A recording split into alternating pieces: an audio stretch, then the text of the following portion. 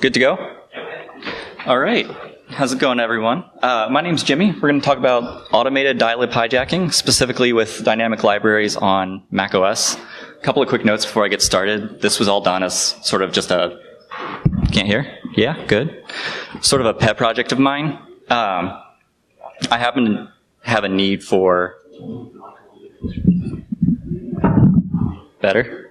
Good? More? Higher? Yell? Got it. All right. I had a need to do some dynamic library hijacking for some of the research I was doing. So I wound up using a lot of Patrick Wardle and Jonathan Levin's previous works. That being said, there's almost no new content in this talk compared to what they've released prior. This is just how I wound up using their research and a little bit of what I did with it.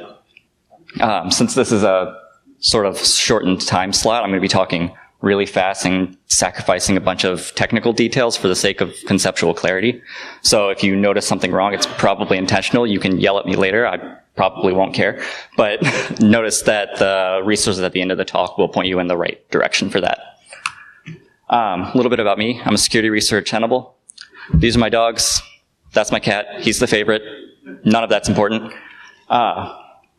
So for those that aren't familiar with dynamic libraries, I'm going to give a quick overview. I know we have some IT folks rather than developers in here, so I'll give just a quick conceptual overview of that, talk about hijacking them in general, and then talk about how I wound up automating the process.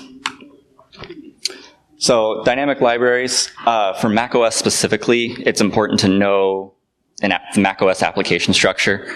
I won't really touch on it too much in this talk, but if you go to actually implement any of this on your own, this will become important. Really, all you need to know is that all macOS applications are special bundles. All that means is it's a directory with a very specific structure. So you'll have a contents folder, all of your frameworks somewhere, resources, and then there's going to be a special directory for macOS where all of your actual applications are launched from. Dynamic libraries, for those that are aware, also known as shared libraries, shared objects. All they are external resources that are loaded at runtime. Nothing else fancy. macOS inherits BSD-style format. You'll typically see these implemented as frameworks, which are themselves special bundles that the operating system knows to traverse that special structure and load things properly. To load a dynamic library on macOS, it's all handled by a special daemon called DYLD. All you need if you want to load a library, first off, has to exist.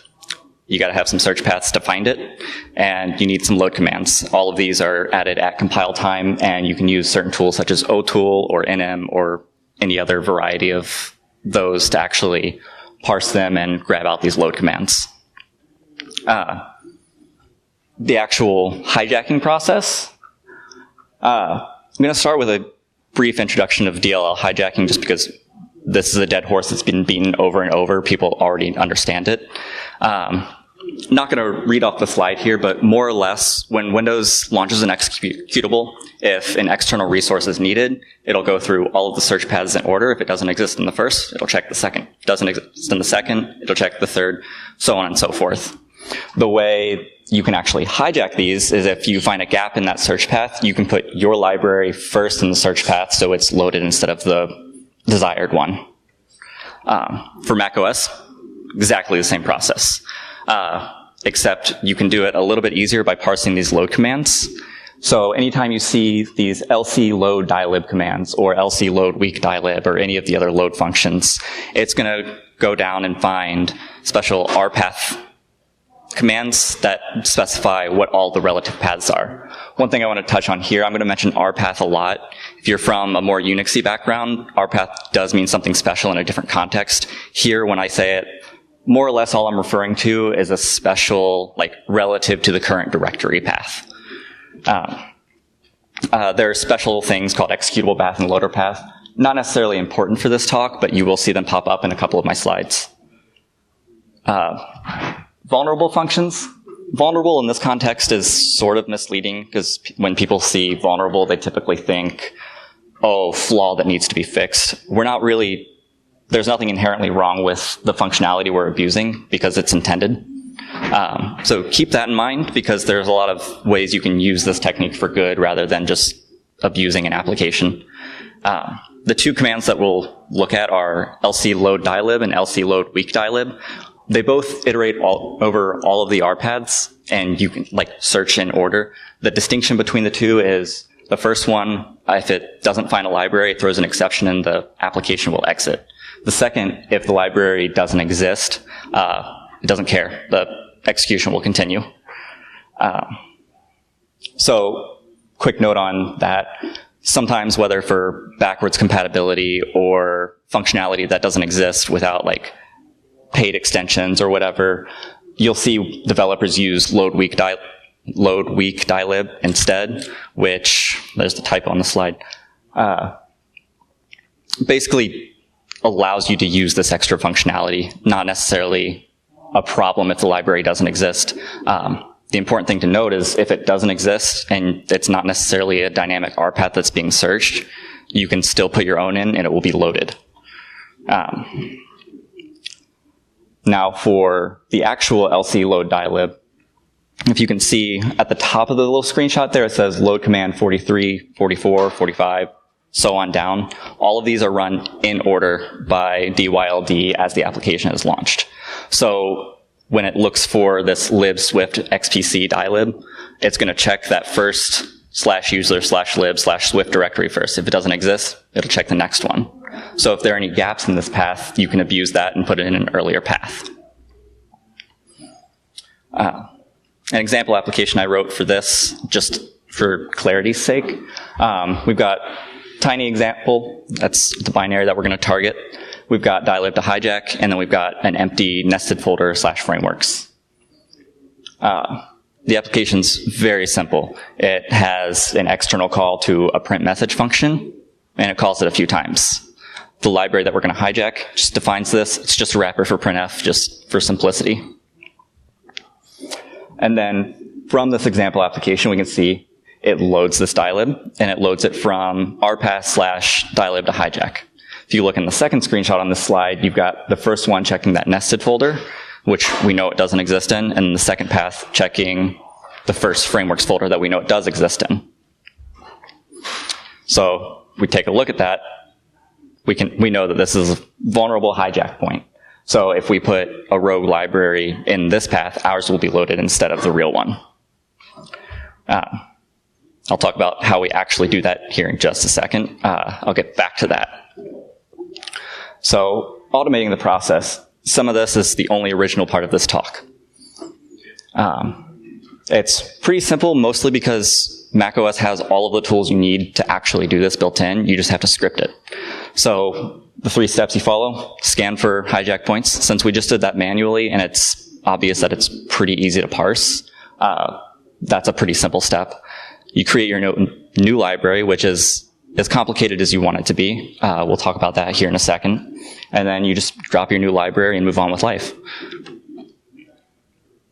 To scan for these, as we did manually a second ago, we'll search a given directory for any binary that happens to have lc load dylib commands. So if you're loading a dynamic library, you'll then parse all of the RPaths and check those paths to see if your library exists. If it exists in the first path that's searched, just move on. If it exists in the second path that's searched, well, you know you have a gap in that, so you'll just flag it and report back, and you'll drop a library in there later. Now, wrapping and proxying functions, this is where you're going to actually do the hijacking. There are 2 ways that I've used to do it. There's the easy way and the annoying way. I'll talk about the easy way first, and that's going to abuse the built-in C attribute constructor. So to do this is all the source code for our rogue library. All it does is have this attribute constructor, specifies a function name, which doesn't matter, and loads and runs whatever code we want in there. So what's important to note here is as soon as the application launches and loads this library, this code is run. What's also important to note is if we didn't do this re-export here that I'm going to talk about, we would get a symbol error or symbol not found error as soon as the application tries to load try to call functions that are expected in the real library. So we'll want to add at compile time a special attribute called lc re-export Dylib that will basically grab the desired library, which you can change without recompiling, and load it so that all the symbols are found. So under normal execution, this is what the application does. Pretty simple. After we've dropped our library and the hijack point, it'll run our hijack code, and then it'll run normal execution. This would crash if we didn't actually re-export the original library. So that's the really easy method to do. You can have a single binary that's very portable and just kind of toss it around and change paths as you need with a tool called install name tool. Now the annoying way is if you want to actually examine the functionality of the library that's being imported. The reason it's annoying is because you have to have access to some sort of compiler when you're trying to automate this process. Luckily, since I'm just a developer and researcher, I can use GCC installed on my system and it doesn't matter. If you were a malware author or someone on a red team trying to actually automate this process, you'd have to package some sort of compiler with your code and then ship that off to actually do the scanning. If you want to inspect publicly exported symbols or functions that are accessible within the library normally, this next bit isn't very important, but if you want to also inspect private functions of these libraries, you'll want to use some sort of symbol phishing library. The reason I have an asterisk there, it's a term I love, no idea where it came from, never seen anyone else use it except for like one blog post. If anyone knows who came up with it, please let me know. And then you'll want to create stubs for each of the exported symbols or private symbols in the library that you want. The trick here is typically if you want to overwrite a function, you'll need to know its actual prototype. There's a little tricky way I'm using the calling convention in macOS to get around that. Not going to go too far in, but Jonathan Levin has put out a lot of research and material. There are a few other libraries around that allow you to use the core symbolication framework, which is private by Apple, but it's been very heavily reversed. You can use that to actually pull in all the privately exported symbols. The next 3 or 4 slides are all from the same source code file. This is my actual little hijacker library. All of this is just setting up the storage. So symbols are going to be all of the symbols that I'm importing and going to re-export so that we don't get any symbol errors.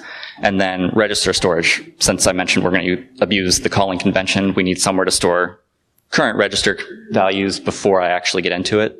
And then the library hijack, that library full is going to be replaced with our desired library when this is dropped. The payload function, all I'm going to do here is keep it simple. Just print that I hijacked a function, then print the function that I hijacked.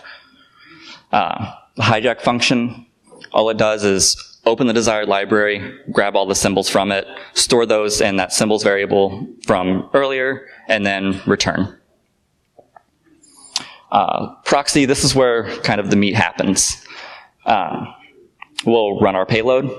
Well, first we'll hijack, we'll run our payload, and then we'll grab the real symbol and then make a call to that.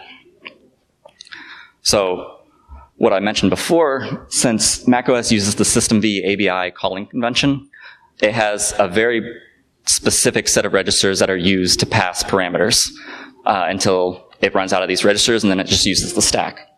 Well, there are special built-in standard libraries in C that allow you to use a variable number of parameters.